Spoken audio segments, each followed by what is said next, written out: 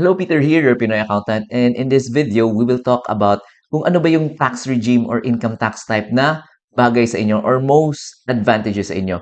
If hindi nyo pa alam, at the beginning of the year, before kayo magfa-file, dapat alam nyo na kung ano yung income tax type na gusto ninyo or mas advantageous sa inyo. So in this video, papakita ko sa inyo kung paano nyo ba malalaman kung ano yung mas advantageous sa inyo. So, there are two income tax type, the 8% and the graduated income tax rate. 8% is just based on the gross sales ninyo, gross receipts. And yung graduated income tax rate naman, may dalawang options pa kayo. It's either optional standard deduction, 40% yun ng inyong gross sales, or itemized deduction. Pag itemized deduction, pwede nyo i-deduct lahat ng mga necessary and expenses, ordinary and necessary expenses, as long as may mga valid invoice kayo. So, yun yung mga options niyo, 8% optional standard deduction and the itemized. So, yung crucial lang kasi dito is once nakapili na kayo, hindi nyo na pwedeng palitan for the taxable year. For example, nag-file na kayo ng 2551Q or the quarterly percentage tax return at pinili nyo doon is nag 8% kayo. So, all throughout the year, the 2026, 8% na kayo. Hindi na kayo pwedeng sabihin na the next quarter is gusto niyo na mag-itemized deduction. The next quarter, gusto niyo naman mag-optional standard deduction. Hindi pwede. Kung ano yung unang pinili ninyo, for the entire year, yun na yung gagamitin nyo. 8%, ayan, the entire year, 8% na kayo. Optional standard deduction, the entire year, optional standard deduction na kayo. And kung nag-itemized deduction kayo, the entire year, itemized deduction na kayo. So, kaya nga, yun yung crucial na part. Kailangan nyo talaga mag-decide kung ano ba yung tax regime ninyo or income tax type. So, in this video, papakita ko sa inyo kung paano ba kayo makapag-decide. So, we have here an Excel file and ito, malaking tulong ito, especially dun sa mga hindi pa sure, hindi pa 100% na sure kung ano yung tax type na bagay sa inyo. So, yung unang step talaga dito is kailangan yung i-determine or kailangan yung i-forecast kung magkano ba yung estimate niyo na sales for this year, for 2026, for the annual na to ha, for the entire year, ibig sabihin from January hanggang matapos yung taon, December 31, ayan, magkano ba yung pinoproject ninyo na sales. So, from there, pwede nyo nang yung ano lang talaga dito is kailangan natin i-recompute, kumbaga, kailangan natin i-simulate kung ganitong tax type, magkano ba yung ating total na taxes na that we have to pay. So, yun yung way for us to determine ano yung tax type na mas advantageous sa atin. So, here is an example. Dito tayo sa 2026. Ayan, i-estimate nyo lang. Example, estimate nyo 600,000 yung total sales niyo for the entire 2026. So, ayan, total annual sales. And with the help of this Excel file, ayan, nakalagay na dito 8% ba kayo graduated income tax rate, again optional standard deduction or the itemized deduction. So we'll start with ito sales, ayan 600,000. So sa tatlong regime, ayan 600,000 yung nakalagay dyan, and then dito na tayo magkakatalo. Yung expenses is sa itemized deduction lang yon. So be sure yung number one dyan na criteria is dapat may valid invoice. Ibig sabihin, BIR registered yung mga suppliers ninyo and they will issue yung valid invoice na nakapangalan sa inyo. Otherwise, ayun, magkakaproblema tayo. May chance yung na ma-disallow ng BIR if ever ma-audit kayo if wala kayong valid invoice. So, ayan, allowable deduction naman or allowable reduction. So, sa 8% and the optional standard deduction, yung nakaganda dito is hindi nyo kailangan mag-keep ng invoices from your suppliers because automatic yan. Sa 8%, may allowable reduction tayo na 250,000. So that is given na purely ano lang kayo, practice of profession or purely doing business kayo. Ibig sabihin hindi kayo mixed income earner, ibig sabihin hindi kayo employed at the same time may business kayo. So either pure business kayo or pure practice of profession. Ayan, may allowable reduction kayo na 250,000. Sa optional standard deduction naman, ayan, 40% ng inyong sales, automatic yan. So, sa ating example, 240,000 is just the 40% ng ating 600,000 na sales. So, wala na kayong kailangan i-keep na invoices because yung allowable deduction pag optional standard deduction is just 40% ng ating gross sales.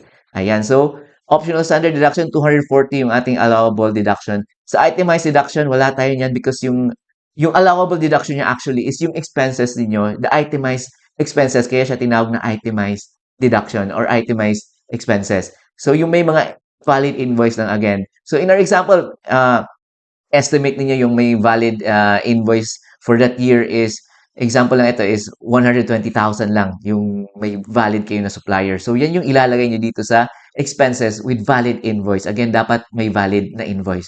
So that will give us itong taxable income na 8%, 350,000 yung taxable income natin. Optional standard deduction 360,000 and sa itemized deduction is 480,000. So yan yung basis sa pag-compute ng ating income tax. So, proceed tayo. Income tax for the 8% is just 8% ng 350,000. So, i-multiply nyo lang 350,000 multiplied by 8%, that would give you 28,000. Sa optional standard deduction naman, and the itemized deduction, kaya ito itinawag na graduated income tax rate because we will be using the graduated tax table. Ibig sabihin, may mga bracket yan. Kung mas mataas yung bracket ninyo, kung pataas ng pataas yung inyong income, ibig sabihin, mas tataas yung percentage ng income tax rate. So, ito yung example natin ng graduated tax table. Nilagay ko na din dito sa Excel. Ayan. So, ito yung example ng ating graduated income tax table. Kita nyo may mga bracket dito, 0 to 250,000. Ayan, may tax on column 1 and tax on excess. Ayan, 250 to 400,000. Ayan, ayan, 8 million. Ayan, pataas. Ayan na yung tax nyo. Ibig sabihin, mas mataas yung income ninyo, mas mataas yung bracket ninyo, mas mataas yung income taxes na income tax rate na ipapataw sa inyo. So, yun yung ibig sabihin ng graduated income tax table. So, if hindi nyo pa alam kung paano gamitin yung graduated income tax table, magsasample tayo ng isa. Ayan, for example, 251,000 yung inyong taxable income. So, you just look over dito sa ating, saang bracket ba yung 251,000. So, nasa second siya na row. Ayan, 250,000 to 400,000. Ayan, ayan. Tapos, tax on column 1 yan is 0. Kaya ilagay nyo tax on column 1, 0. And yung excess niya is tax 15%. So, ibig sabihin, in excess ng 250,000, multiply nyo ng 15%, that would give you the 150. So, yung excess ng 250,000, yan yung ating, may tax na 15%. So, 251,000, ayan, minus 251,000 minus 250,000, ayan, 1,000 and then multiply nyo ng 15%. So that will give you 150 yung ating tax due if ever 251,000 yung ating taxable income. So ayan, so balik na tayo sa ating itong ating presentation. So yan yung ibig sabihin pag graduated income tax rate is you will be using the graduated tax table. So ito naka-formula na to actually. So using the optional standard deduction, it would give us itong income tax due na 16,500. So for the itemized deduction, 480,000 will give you itong income tax due na 38,500. So, income tax pa lang, ayan, you will know na mas mataas if itemized deduction kayo because yun nga, if ever may mga suppliers kayo na walang invoices, ayan, disadvantage sa inyo if nag-itemized deduction kayo. Optional standard deduction is mas mababa yung kanyang income tax due. But aside kasi sa income tax, if hindi nyo alam, you are also liable for another tax, business tax ang tawag dito, or the percentage tax. So yung advantage ni 8%, I mean, is wala siyang percentage tax. Pag nag 8% kayo, automatic yan na 0 yung percentage tax ninyo. So sa optional standard deduction naman is 3% ng inyong sales. And same then, if you are itemized deduction, 3% ng ating gross sales. So pinakita ko lang dito yung total na taxes that you will be paying if you are using the 8% OSD or the itemized. So, if i-add natin yung percentage tax, again, yung 8% is wala namang percentage tax. So, yung total taxes for the 8% is just the 28,000. And then the optional standard deduction, 16,500 for the income tax and may 18,000 siya na percentage tax. So, yung total na taxes niya is 34,500. So, dito naman sa itemized deduction, income tax natin is 38,500 and yung percentage tax natin is may 18,000. So, the total niya is 56,500. So, kung titingnan ninyo, yung pinakamaliit na taxes is if ever 600,000 yung inyong na-estimate na gross sales for 2026 is the 8%, 28,000 lang yung kanyang taxes. That is the total na ng income tax and the percentage tax. So, yung next naman na mas mababa is optional standard deduction, 34,500. And yung pinakamataas is the itemized deduction is 56,500. But yung naka-advantage sa itemized, if ever may mga valid invoice kayo, example, 400,000 yung ating valid invoice. So, kita nyo, yung total taxes natin is 18,000 na lang. So, depende kasi yan kung ano yung applicable sa inyo. So, kailangan nyo talagang, ito nga, yung example natin is, kailangan nyo i-simulate kung ano ba yung mga figures dito, the expenses and your sales. So, ayan yung example natin. So, aside dyan, if taxes yung titingnan ninyo, yung number one na option ninyo is, balik natin sa 200,000 dito. Ayan. Is the ano, the 8%, 'di ba? Because siya yung pinakamas mababa. But if ever yun nga yung nabanggit natin, if may mga valid invoices kayo, for example, ayan, 400,000 yung valid na invoice niyo, pinakamalit na yung itemized deduction natin. But aside from the total taxes, is may iba pa tayong pwedeng i-consider. Number one is yung financial statements. So, yung nakaganda pag 8% kayo and optional standard deduction is wala na kayong financial statements. Hindi na kayo required mag-submit ng financial statements. But if nag-itemized deduction kayo, ayan, kailangan nyo mag-submit ng financial statements.